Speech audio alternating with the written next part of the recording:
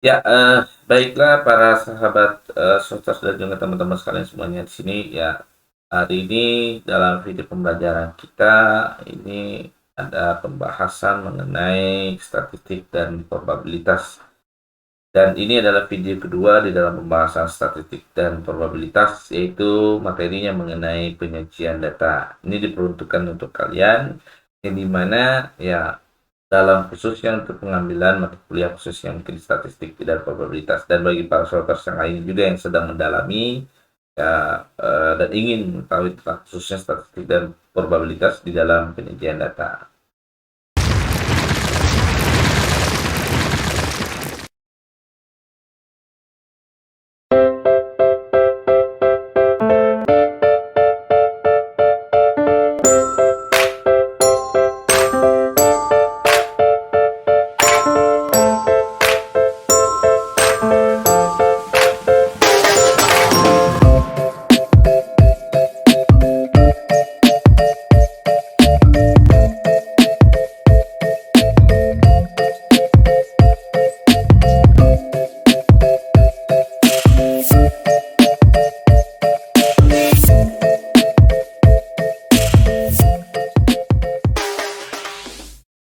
Get ready to the countdown.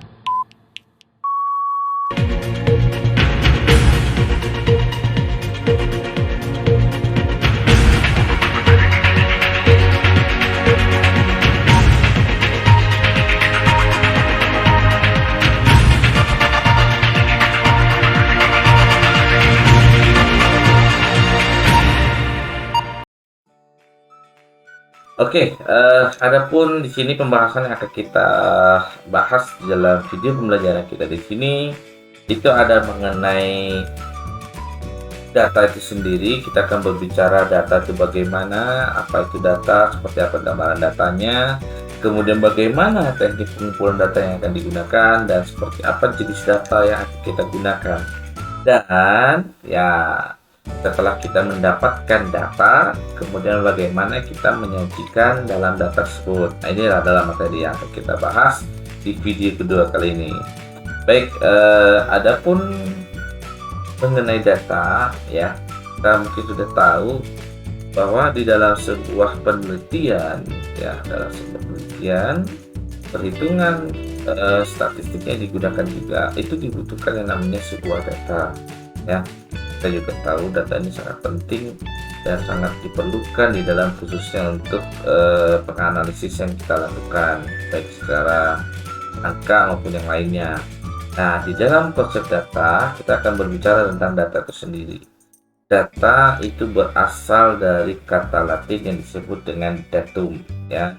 Datum yang dimana di sini data itu sendiri adalah sebuah materi atau kumpulan fakta ya, yang dimana nantinya akan digunakan atau dipakai untuk ya keperluan suatu, baik itu analisa ataupun diskusi ya, ataupun sebuah pengujian statistik ya. Ini biasanya yang dilakukan di dalam bentuk khususnya untuk penggunaan data tadi ini ya, dari data tersebut.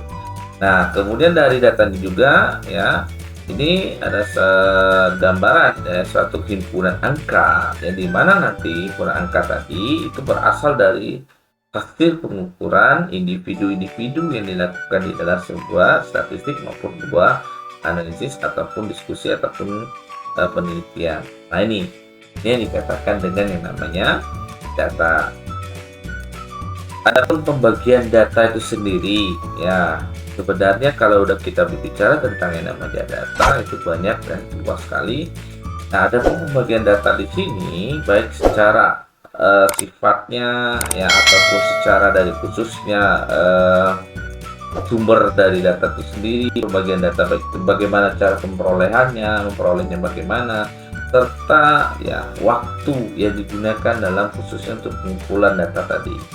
Kalau kita bicarakan tentang yang namanya sebuah sifat data ya, data ada yang bersifat kualitatif dan ada yang bersifat yang namanya kuantitatif. Ini yang perlu kita ketahui. Jadi biasanya di dalam khususnya kita melakukan sebuah pengumpulan data, nah biasanya di sini ada sifat data yang kita gunakan di dalam khusus untuk pengumpulan data tadi.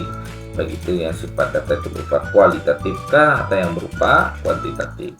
Kalau dilihat dari pembagian data berdasarkan sumbernya, data itu bisa bersumber berdasarkan dari internal ataupun dari eksternal. Data bisa kita dapatkan baik di dalam sumber yang kita dapatkan maupun berdasarkan dari luar sumber yang kita dapatkan untuk mengumpulkan data tadi. Dan kalau untuk cara perolehannya atau bagaimana kita memperoleh data tadi, misalnya kita bisa mendapatkan data itu dari baik itu berupa data primer ataupun data sekunder, gitu ya. Kita kalau ingin mendapatkan yang namanya data, pasti kita akan mendapatkan dua ya untuk perolehan dari data tadi. Bisa kita memperolehkan dengan cara data yang primer ataupun dengan data sekunder. Kalau dari berdasarkan pembagian waktu ya, dari pembagian waktu yang dilakukan dalam data, itu ada yang namanya pembagian waktu. Kalau berdasarkan dari pembagian waktu ya, dari khususnya untuk pembagian waktu data tadi ya, itu ada yang masuk di mana dari khususnya pembagian waktu data yang baik disebut dengan time series atau yang namanya disebut dengan cross section ya. Pembagian data yang baik itu berdasarkan waktu yang sudah ditentukan, baik itu pembagian data yang berdasarkan dari beberapa section atau beberapa sesi yang kita gunakan dalam untuk pembagian waktu data tadi. Ini tergantung dari penelitian atau sifat yang kita gunakan dalam sebuah data tersebut. Ini ya dalam pembagian data. Adapun dalam pengumpulan data, kalau berbicara tentang pengumpulan data ya, ini banyak teknik yang dalam pengumpulan data yang dilakukan. Namun dalam pengumpulan data kita juga memerlukan apa saja data yang kita pakai, baik berdasarkan dari variabelnya, populasinya maupun dalam sampelnya ya. Kalau berbicara tentang yang namanya variabelnya, dikatakan dalam variabel yang dimaksudkan di sini adalah sesuatu yang memiliki karakteristik. Jadi sesuatu yang memiliki karakteristik ya karakteristik yang nilainya dapat berubah ataupun berbeda. Nah, ini kita akan melihat dari data yang akan kita gunakan. Nah, variabel data yang akan kita gunakan itu seperti apa. Nah, ada juga kita dalam pengumpulan data, biasanya kita akan mengambil data itu apakah keseluruhan data atau sebagian data ya. Kalau kita ingin mengambil keseluruhan datanya, yang dimasukkan ke dalam yang namanya sebuah populasi ya. Populasi kumpulan dari yang namanya elemen jenis tetapi yang sejenis ya, akan tetapi dapat dibedakan satu dengan yang lainnya. Berbeda sampel ya. Kalau sampel ini hanya sebagian dari yang namanya populasi. Jadi istilah lain dari sampel itu dari ibarat kata sampling atau sebagai contoh seperti itu. Jadi nggak semuanya akan kita ambil data tadi. Nah, ini ya dalam pengumpulan data tadi. Adapun metodenya ya, dalam metode pengumpulan data ya, adapun metode pengumpulan data di sini itu ada dengan yang namanya baik secara sensus ataupun dengan cara sampling. Nah, ya. Kalau dengan sensus artinya berarti di sini kita melakukan cara pengumpulan data yang dimana ya seluruh elemen populasi itu akan kita lihat. Kita ambil data nih, kita gunakan data, kemudian ke data itu akan kita ambil semua datanya ya. Kemudian dari semua data tersebut akan kita amatin, akan kita selidikin atau akan kita analisis satu persatu dari khususnya untuk data yang sudah kita ambil keseluruhan tadi. Ini yang dikatakan dengan yang namanya metode sensus. Dan yang metode kedua dalam pengumpulan data ada yang namanya metode sampling ya, yang dimana cara pengumpulan data yang akan digunakan itu diselidiki adalah hanya elemen sampel saja ya, hanya elemen sampel atau hanya sebagian dari populasinya tadi saja. Misalnya nih kita dapat ada 10 kertas misalnya kan ya sebagai data. Dan 10 ini nanti kita hanya kalau dari bentuk sensus kita akan memperhatikan ke 10 tadi ya. Kalau 10 sensus 10 data tadi, nah kita perhatikan satu persatu semuanya. Tapi ke 10 ini kita akan gunakan. Berbeda dengan sampling. dari 10 yang akan digunakan tadi, maka kita hanya menggunakan 5 misalnya, atau 2 atau 3 atau berapa, hanya sebagian dari khususnya data yang digunakan. Nah, ini juga akan diselidikkan dan dilihat dari masing-masing data, tapi tidak keseluruhannya. Ini ya, untuk membedakan dari yang namanya metode pengumpulan data berupa sensus ataupun dengan yang namanya sampling. Nah, di dalam sampling tadi ini akan dibagi menjadi dua bagian dalam metode pengumpulan data, yaitu dengan menggunakan teknik sampling. Yang pertama ada yang namanya probability sampling, kemudian yang kedua ada non probability sampling. Nah, ini ada pembagian lagi di dalam masing-masing sampling ini tadi, baik probability sampling maupun non probability sampling. Yang pertama dalam probability sampling itu terdapat simple random sampling, ada stratified random sampling, dan ada cluster sampling. Berarti kita akan melakukan pengatakan terhadap sampel yang kita gunakan, atau kita melakukan pemetaan ya, atau kita melakukan pemetaan dari khususnya data yang akan kita gunakan sebagai sampling yang tadi. Nah, yang kedua dalam teknik sampling itu ada non probability sampling. Ya, dalam non probability sampling ini ada yang digunakan dalam metodenya. Ada systematic sampling, ada yang namanya quota sampling, dan juga ada proportionate sampling. Nah, ini ya, mungkin bagi kalian di sana ya sedang melakukan sebuah research atau penelitian yang melakukan pengumpulan data. Nah, metode pengumpulan data misalnya kita akan sampling. Nah, ini juga kita harus bisa membedakan dalam metode pengumpulan sampling itu apakah kategori yang kita pakai adalah menggunakan probability sampling atau kita menggunakan non probability sampling tadi. Nah, ini ya, ini yang mana masuk ke dalam yang namanya metode pengumpulan data tadi. Adapun teknik ya, nih untuk berbicara tentang teknik dalam pengumpulan data ini sebenarnya banyak ya, tapi pada umumnya dalam penggunaan adapun teknik yang digunakan dalam pengumpulan data ya, ini yang perlu kita ingat ya, bahwa dalam teknik pengumpulan data sebenarnya banyak yang dilakukan oleh para peneliti ya, atau para research ya untuk melakukan pengumpulan data. Tapi pada umumnya ya, untuk pengumpulan data itu inilah yang digunakan pada teknik-teknik pengumpulan datanya. Yang pertama dengan cara untuk melakukan pengambilan kuesioner ya, ini adalah untuk mencari informasi yang akan didapatkan ya dengan cara kuesioner atau dengan observasi ya. Berarti di sini kita melakukan pengamatan langsung ya, kita langsung melihat serta menganalisis ya, secara pengamatan evaluasi yang mungkin nantinya akan menghasilkan sebuah data dari informasi tadi. Kemudian ya dengan interview atau kita langsung melakukan wawancara. Nah, wawancara pasti adalah sumber data yang kita pakai ya, kita menggunakan sumber data siapa, maka kita lakukan wawancara langsung untuk mendapatkan informasinya. Atau dengan cara yang namanya pengujian statistiknya ya, atau berupa tes dan skala objektif ya, misalnya seperti apakah berupa tes kepribadian atau mungkin berupa tes yang lainnya. Nah, ini ya pada umumnya ya, ini pada umumnya yang digunakan dalam teknik pengumpulan data ya. Masih banyak di dalam khususnya untuk teknik pengumpulan data yang digunakan ya masing-masing oleh peneliti. Oke, baik, kita lihat tadi berbicara tentang wawancara ya. Wawancara, mungkin kita udah tahu yang namanya wawancara, kita akan memberikan sebuah pertanyaan kepada orang yang akan kita gali informasinya untuk sebagai data atau pelengkap data yang kita gunakan. Jadi wawancara ini adalah suatu cara ya, dimana untuk melakukan pengumpulan data ya yang kita gunakan untuk memperoleh informasi tadi secara langsung. Nah, kita memberikan tanya jawab ya kan ya, yang akan kita wawancarai.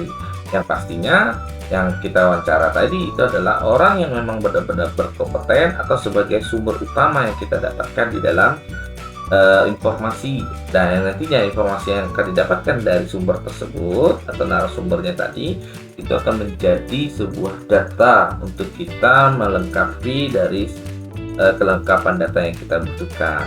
Ini yang namanya wawancara.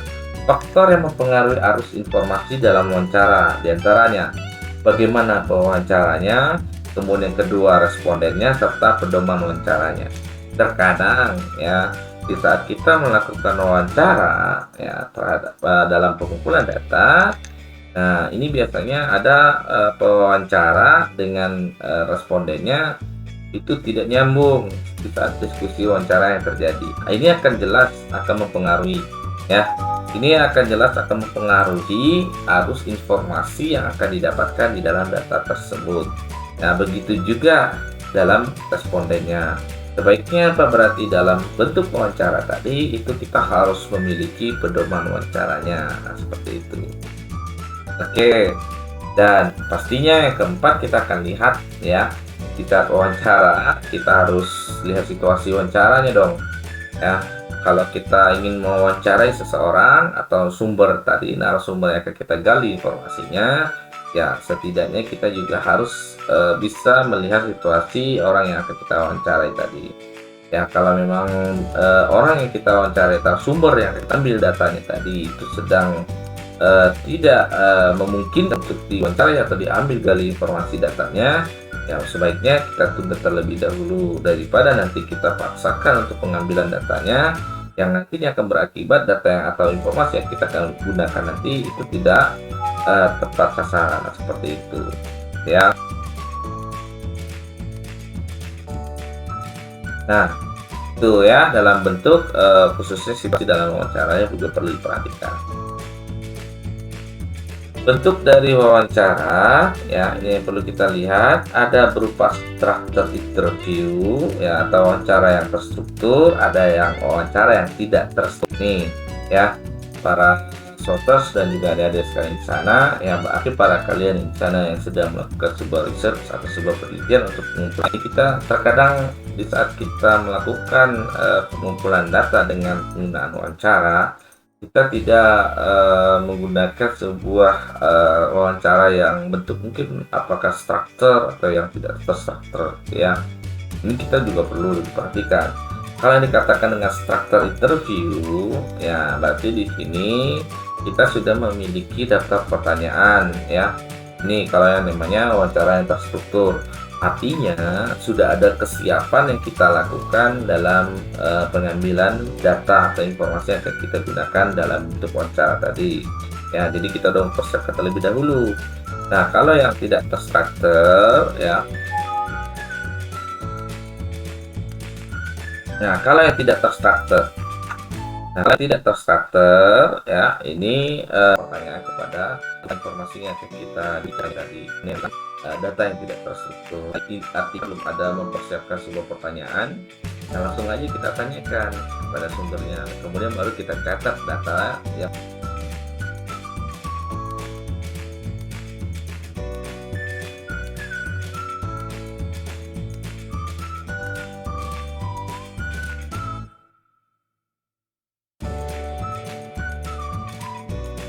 pertanyaan kita tanyakan tadi. Nah ini ya dalam bentuk wawancara. Selanjutnya kuesioner ya. Kuesioner kita tahu ya ini adalah kita melakukan sebuah penyebaran pertanyaan ya dengan berupa angket ya. Nah ya kita harus perlu bisa juga memberikan penjelasan kepada orang yang akan menjawab pertanyaan kita tadi. Ada beberapa pembuatan kuesioner yang baik. Yang pertama, dalam kuesioner ada petunjuk yang jelas pastinya ya. Silakan kita memberikan maksud ya, apa kira-kira maksud dari kuesioner kita tadi, berikan. Jangan cuma hanya kita memberikan tolong dong isi kuesioner ini, tapi dalam maksud dari kuesioner tersebut baik di dalam lembar kuesionernya kita tidak memberikan petunjuk. Nah ada petunjuk jelas juga mengenai cara pengisian supaya apa ya, supaya responden tadi tidak kebingungan di saat dia mengisi kuesioner kita. Menggunakan kalimat yang mudah dimengerti ya, istilahnya yang mungkin bisa setara atau bisa dipahami oleh si responden ya. Sebaiknya kita hindarin coba pertanyaan-pertanyaan yang tidak jelas ya, pertanyaan yang tidak perlu, tidak relevan. Misalnya ya kan ya, bagaimana pendapat dan penghasilan Anda, padahal kita tidak mencari data itu. Atau mungkin berapa, tanggal berapa, tahun berapa berdirinya perusahaan. Nah, kita juga tidak mengambil data itu. Nah, disinilah yang dimana pertanyaan-pertanyaan itu harusnya tidak perlu kita tanyakan dengan di sebuah kuesioner, karena itu tidak berkaitan dengan data yang akan kita gunakan. Kemudian menghindari pertanyaan bernada menekan atau mengecam. Sebaiknya Anda isi, nah ini ancaman ya, jangan sampai dalam sebuah pertanyaan kepada Bapak Ibu ini wajib diisi, atau mungkin kepada Bapak Ibu wajib ini semuanya harus diisi segera mungkin dalam waktu yang sesingkat-singkatnya. Ini maksudnya dikatakan dalam bernada menekan tadi ya. Ya silakanlah kita memberikan kuesioner, kita memberikan waktu kepada respondennya untuk mengisi pertanyaan tersebut.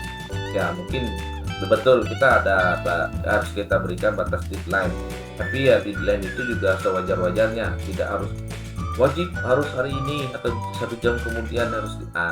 Ini rasanya menekan untuk khususnya responden mengisi kuesioner tersebut. Mungkin misalnya kita mengisi hari ini, nah mungkin kita berikanlah 1 minggu atau 2 minggu kemudian silakan diberikan kembali kepada kami, ada seperti itu. Ini nada-nada yang intinya tidak menekan atau melakukan pengancaman. Menggunakan urutan pertanyaan yang logis dan sistematis, jadi antara satu pertanyaan dengan pertanyaan lain sebaiknya berkaitan dan langsung menyambung dalam pertanyaan-pertanyaan berikutnya seperti itu. Merahasiakan identitas responden. Jadi di dalam kuesioner kita memerlukan data responden pastinya. Namun perlu diingat, data responden di dalam sebuah etika penelitian dalam pengambilan data, karena datanya adalah berkaitan dalam informasi yang akan dibutuhkan, dan ini tidak diperbolehkan kita membuka dari khususnya data responden tersebut ya. Jangan sampai data responden tersebut itu bocor dan nanti akan dibaca oleh orang lain. Oke, ini sifatnya adalah privasi. Nah itu ya dalam gambaran dari kuesioner.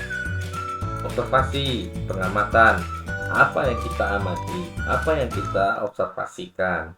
Jadi observasi yang dimaksudkan di sini bukan berarti kita hanya melihat saja, tapi dalam hal di sini data yang kita amati, data yang kita lihat itu langsung kita analisa, langsung kita catat, kemudian kalau perlu langsung kita kumpulkan, langsung kita analisakan kesimpulannya. Oh misalnya saya ingin mengembangkan sebuah aplikasi ABC, kan? Oh ternyata di perusahaan itu aplikasinya belum ada. Nah disinilah yang dimana saya akan melihat terlebih dahulu sistem yang berdagangnya seperti apa. Saya melakukan pengamatan. Jika saya melakukan pengamatan atau pasti ke lapangan, oh saya catat ternyata ini dilakukan seperti ini, pencatatannya begini-begini dan seterusnya. Nah ini observasi real yang kita lihat, namun langsung kita lakukan pencatatan ya, dan langsung kita kumpulkan data itu, baik itu berupa dokumentasi atau berupa data-data yang lainnya. Nah ini yang perlu kita lihat ya, dan peristiwa yang diselidiki yang pada objek penelitian yang kita gunakan. Ini bukan observasi hanya mengunjungi tempat objek penelitian kita, tapi kita tidak hanya mengunjungi saja dan melihat, tapi kita tidak melakukan penganalisaan apa yang perlu kita dapatkan dalam informasinya. Berarti kita juga harus melakukan pengumpulan datanya. Nah, kemudian tes skala objektif ya. Ini cara mengumpulkan data dengan memberikan tes kepada objek peneliti. Nah, jadi saya ingin melakukan tingkat kesiapan terhadap pengguna yang menggunakan aplikasi ABC. Tapi saya akan coba melakukan tes berkala atau kita secara objektif ya kan kepada si objek atau pengguna yang menggunakan aplikasi nanti. Tesnya tidak terlalu tes besar, tapi tes misalnya penguasaan teknologinya, penguasaan dari komputernya dan lain-lain. Nah, ini bisa saja menjadi sebuah teknik pengumpulan data yang diperlukan di dalam sebuah pengumpulan data atau analisis data kita dalam penelitian. Nah, ini ya, di dalam tes skala objektif cara mengumpulkan datanya dengan memberikan tes kepada objek yang diteliti. Beberapa contoh dalam tes skala objektif, misalnya sebuah tes kecerdasan atau bakat yang kalian, kemudian kedua tes kepribadian, atau mungkin tes sikap ya, atau mungkin dengan tes tentang nilai. itu ya dalam bentuk teknik pengumpulan data yang keempat tadi, yaitu tes skala objektif.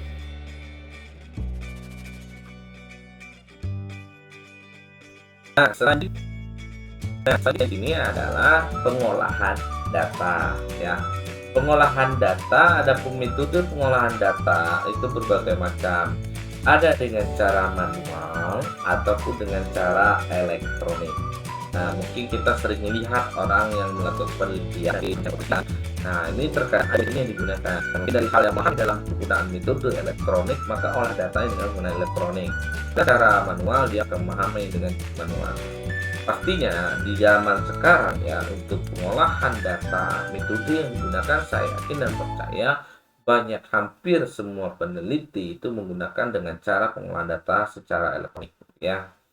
Oke. Adapun bentuk penyajian data dalam hadis ini bisa berupa tabel dan bisa juga berupa grafik ya. Itu terdiri kebutuhan dalam untuk kita melakukan penyajian data tadi, untuk supaya data yang sudah kita kumpulkan tadi mendapatkan sebuah informasi yang nanti kan bisa sampaikan dengan baik dan jelas. Nah, penyajian data dengan tabel ya, penyajian dengan tabel ya.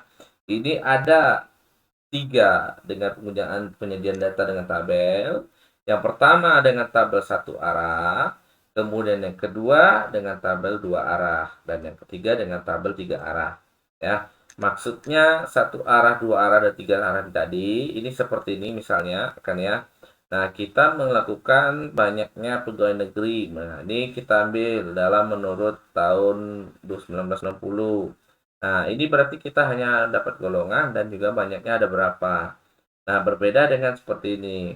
Kalau ini langsung dibagikan ya, ada berapa jumlah dari fakultas yang WNA dan WNI ya, langsung jadi ada pembagian langsung. Nah, kalau ini berdasarkan dari ya langsung ada 3 arah. Maksudnya 3 arah di sini kita ada umur langsung ya kan. Fakultas ini nanti langsung dipisahkan nah, seperti itu. Nah, ini ya ada perawat, ada dokter, ini jadi langsung dibagikan menjadi 3 arah sekalian. Nah, seperti itu.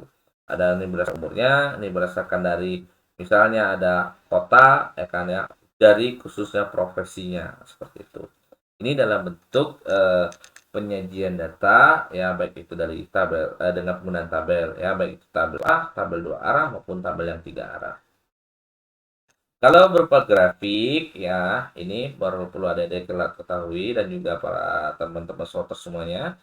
Grafik itu ada berupa line chart ya kan ya, ada apa yang namanya bar chart, ada yang P ya, grafik P, ada kartogram, kemudian juga ada yang namanya piktogram ya. Nah, itu tergantung mungkin tahu yang bagaimana dalam bentuk line chartnya dan juga mana bar chartnya, P chartnya, kartogram dan juga piktogramnya seperti itu. Nah, ini biasanya tergantung dari data yang akan kita lihatkan, apakah itu dalam bentuk WP ya, atau mungkin dalam bentuk bar aja seperti itu.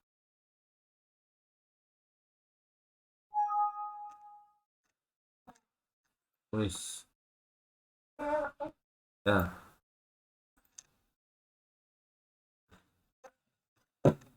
aduh.